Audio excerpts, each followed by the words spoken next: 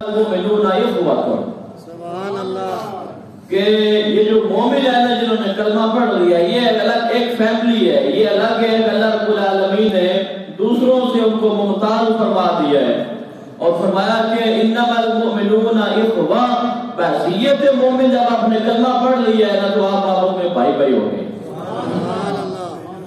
آپس میں بھائی بھائی ہو گئے۔ فاصلحوا بین اخویکم، اور فرمایا کہ آپس میں بھائی بھائی بن کر رہو۔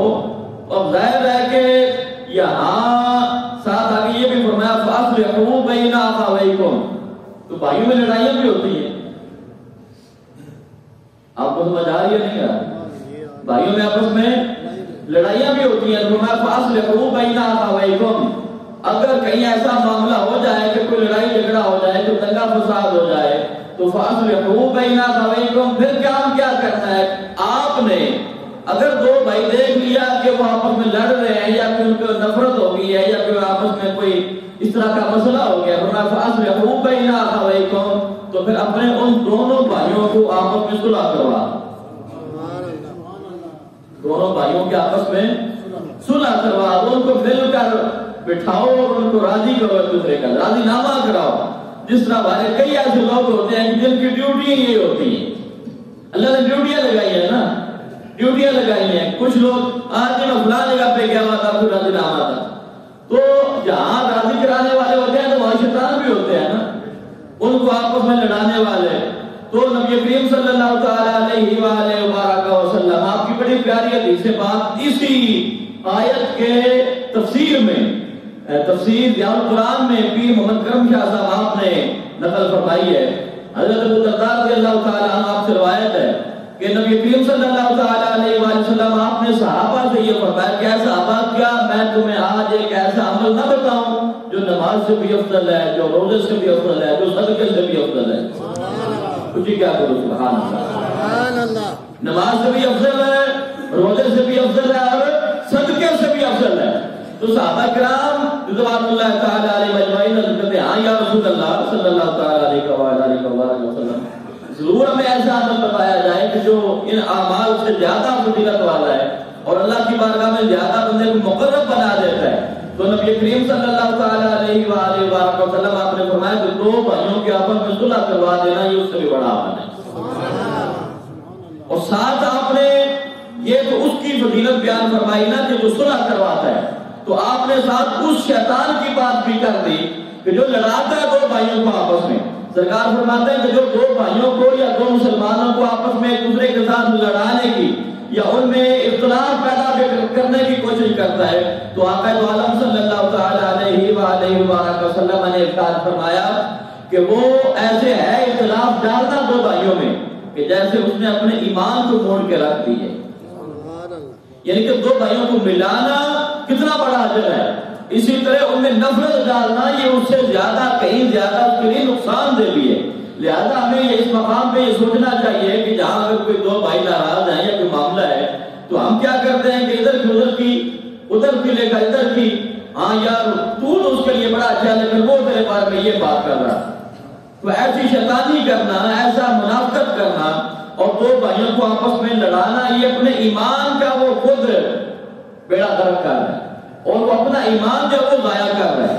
تو اللہ رب العالمین نے کیا فرمایا فاصلحوا بین اخویکم، اگر ایسا معاملہ ہے تو مومن کی یہ نشانی نہیں ہے کہ وہ لڑائے ایک دوسرے کو اور وہاں پہ جس طرح کہنا جلدی پہ پیٹرول ڈالنا مومن کا کام نہیں ہے، بلکہ مومن کا کیا کام ہے کہ آپس میں کچھ وہ آپس میں یہ مومن کا کام ہے۔ اور نبی کریم صلی اللہ، یہ بخاری شریف کی حدیث ہے، نبی کریم صلی اللہ تعالی علیہ وسلم آپ نے ارشاد فرمایا کہ مومن ایک دوسرے کو جس دیوار ہوتی ہے نا تو ہر ایک اینٹ جو ہے وہ دوسری اینٹ کے ساتھ مضبوطی پکڑتی ہے، ایسے ہی ہوتا ہے۔ اور پھر اگر آپ اینٹ کے اوپر اینٹ رکھتے چلے جائیں، پھر ایک اینٹ کے اوپر اینٹ رکھتے چلے جائیں، وہ دیوار مضبوط ہوگی؟ سمجھ آ رہی ہے نہیں آ رہی؟ ایک اینٹ ہے اس کے اوپر اینٹ رکھتے چلے جائیں، ساتھ ایک اور اینٹ بھی دیوار بنا رہے ہیں، وہ دیوار مضبوط ہوگی؟ ایک اینٹ ہے اس کے اوپر اینٹیں جوڑتے جا رہے ہیں، ساتھ ایک اور اینٹ جوڑتے جا رہے ہیں، مضبوط ہوگی دیوار؟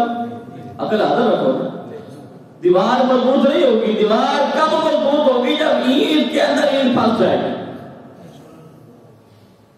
اینٹ کے اندر جب اینٹ گھس جائے گی نا تو پھر جا کے وہ دیوار جو ہے وہ مضبوط ہوگی. فرمایا کہ بندہ مومن جو ہے یہ مسلمان بھی آپس میں ایسے ہی ہیں، جب گھل مل کر رہیں گے، جب ایک دوسرے کے دکھ درد بانٹیں گے. یہ میں مثال سنی تھی آپ کو. اور نبی کریم صلی اللہ تعالیٰ علیہ وسلم، یہ بخاری شریف کی حدیث سے پاک ہے، سرکار فرماتے ہیں کہ وہ شخص مومن نہیں ہے، اس کا ایمان کامل نہیں ہے کہ خود تو وہ پیٹ بھر کر کھا رہے اور ساتھ اس کا بھائی جو ہے وہ بھوکا سو رہا ہے. اور کتنا بڑا اجر اللہ رب العالمین نے. یہ جو ہم اپنی انا میں آ جاتے ہیں نا، یہ انا اور اکڑ میں کفر کے مقابلے میں آنا تھا. کس کے مقابلے میں؟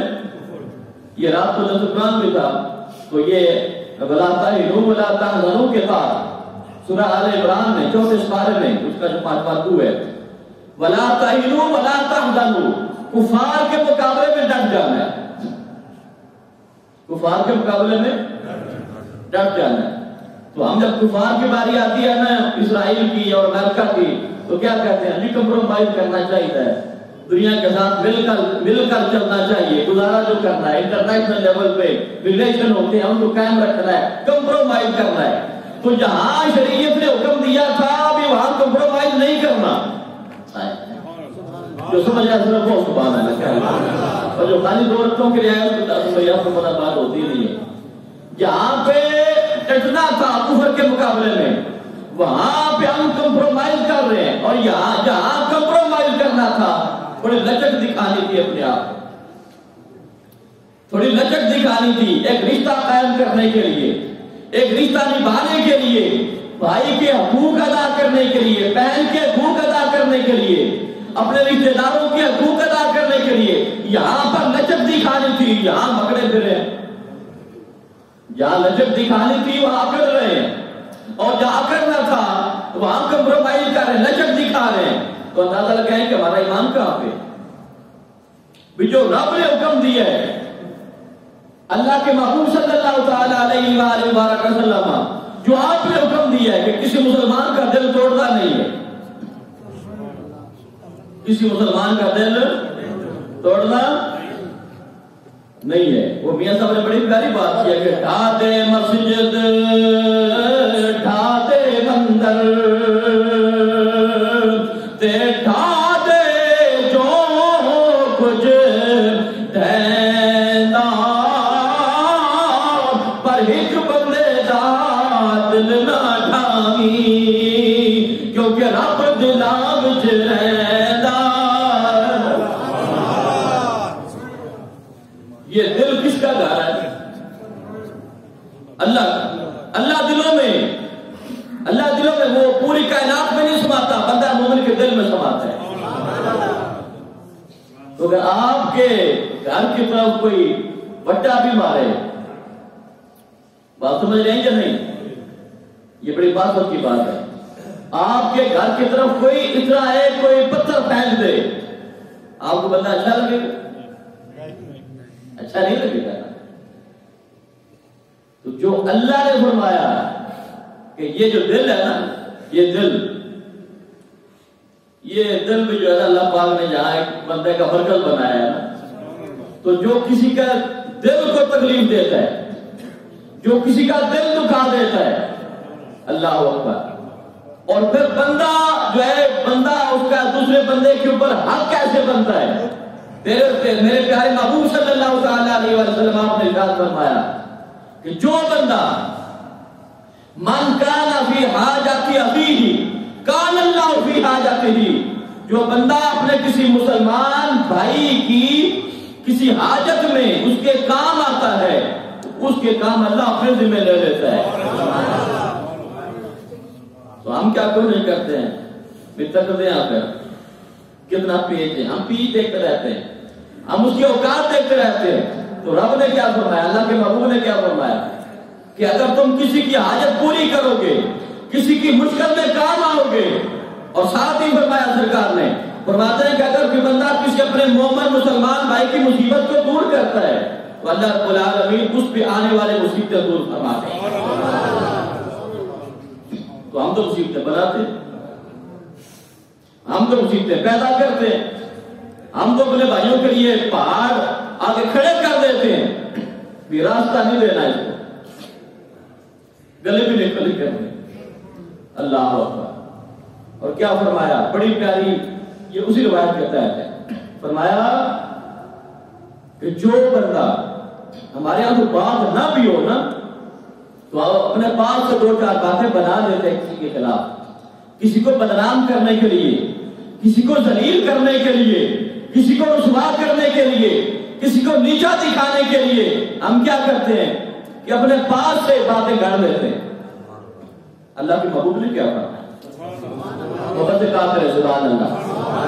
اصل مسئلہ یہ ہے کہ جب ہم ایسی باتیں کرتے ہیں تو آپ کو ایسے سانپ نہیں سونگ جاتا بندے کو، آپ یہ چاہتے ہیں بس ہمیشہ سناتے رہیں، زور لگاتے رہیں، بس ہم آئیں اور اس طرح دامن جھاڑ کے چلے جائیں۔ سال کے بعد میلاد منایا، دو ہفتے کے پکائی، اللہ پہ راضی، اللہ کا رسول پہ راضی۔ ارے بھائی دین آپ نے ہر لمحے اپنے اوپر لاگو رکھا ہے۔ یہ دین خالی میلاد منانے کا نام نہیں ہے، خالی گیارہویں دینے کا نام نہیں ہے، خالی مطلب کہ یہ نہیں ہے کہ ہم مہینے بعد گیارہویں منا رہی ہے، سال بعد میلاد منا رہی ہے۔ ارے دین کس چیز کا نام ہے؟ ہم اپنے بھائی کو رسوا کرنے کے لیے، اس کو ذلیل کرنے کے لیے جھوٹ موٹ کے بہتان لگاتے ہیں، الزام درج یہ کرتے ہیں۔ تو سرکار نے کیا فرمایا کہ اگر کوئی عیب نظر بھی آ گیا نا کسی کا، بول جاتے ہو صرف لوگ سمجھ جاتے ہو سبحان اللہ۔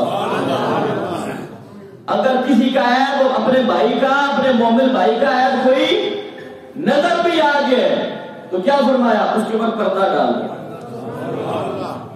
اس کے اوپر پردہ ڈال دو۔ فائدہ کیا ہوگا؟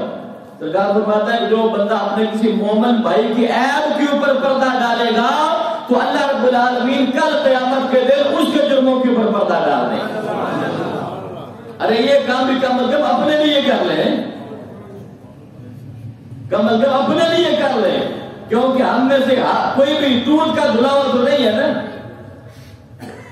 دودھ کے دھلے ہوئے تو نہیں ہے نا، ہم ہر وقت جرم کرتے ہیں، ہر وقت گناہ کرتے ہیں، تو کم از کم اسی نیت کے ساتھ کسی کا پردہ رکھ لیں کہ یا اللہ میں تیری رضا کے لیے اس کا پردہ رکھ رہا ہوں، یا اللہ یہ عمل میں تیرے لیے کر رہا ہوں، یا اللہ یہ کام میں تیری رضا کے لیے کر رہا ہوں، الہ العالمین یہ عمل میں نے تیرے لیے کیا ہے، تو اس بات پہ گواہ ہے، لہذا میں اس کا پردہ رکھتا ہوں، یا اللہ تو میرے پردے رکھ لینا، یا اللہ تو میرا پردہ رکھ لینا، یا اللہ تو میرے گناہ کو معاف کر دینا۔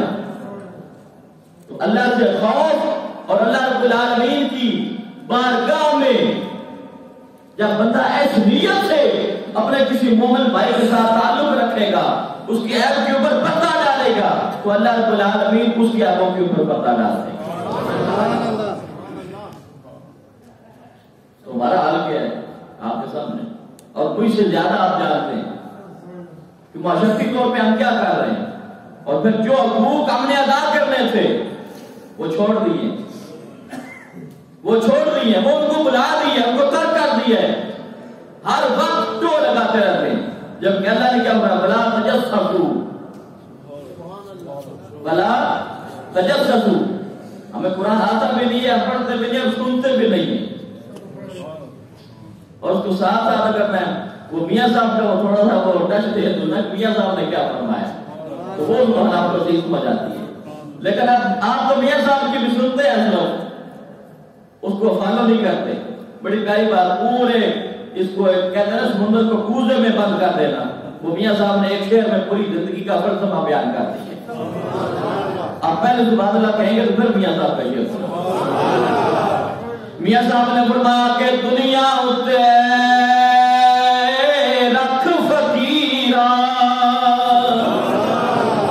اے دنیا اتے رکھ فقیرا، اجدا پیر کھلوڑ بے کول ہوئے تا حسن لو کے جے ٹر جاوے تاروڑ۔ چلے وہ بات پسند نہیں آئی تو اس طرح سے سن لیں، لیکن عمل کرے نا، دنیا اس کے رات پر گرا. دنیا پہ جو 4 دن کی زندگی ہے وہ ایسے گزارے کہ ایک تاریخ رقم ہو جائے, ایک تاریخ رقم ہو جائے. اور وَنَكْتُبُ مَا قَدَّمُوا وَآثَارَهُمْ سورہ یاسین میں جو ہے اس کے ساتھ دنیا میں رہے تو پھر بھی شان اور ایمان کے ساتھ, اور جب دنیا سے جائیں تو کوئی یہ نہ کہ شکر ہے جان چھوٹی, اگر وہ ہوتا تو پھر آج یہ بات پتہ نہیں کہاں پہنچ جائے, بلکہ ایسی گواہی ہو یا اگر وہ بندہ ہوتا ہے تو آج اس مسئلے کا حل وہ نکال سکتا ہے. دنیا سے جاؤ تو بعد میں لوگ کیا کہیں, یار اگر وہ بندہ ہوتا نا فلاں بندہ, میں نام نہیں لوں گا کسی کا, پھر آپ کو وہ نام بھی اچھا نہیں لگتا نا بات کا, کہ اگر فلاں بندہ ہوتا تو یہ کام تو اس کے لیے بس اس طرح وہ خیال کرتے ہیں. ایسے دنیا میں رہیں, ان الفاظ سے لوگ آپ کو یاد کریں کہ وہ بندہ ہوتا تو یہ کوئی مسئلہ نہیں تھا. آج بھی ایسے بندے ہونے چاہیے اور ہیں بھی الحمدللہ. اللہ پاک ہمیں اعمال صالحہ کی توفیق عطا فرمائے, شریعت مطہرہ کی پاسداری کی توفیق عطا فرمائے. آمین.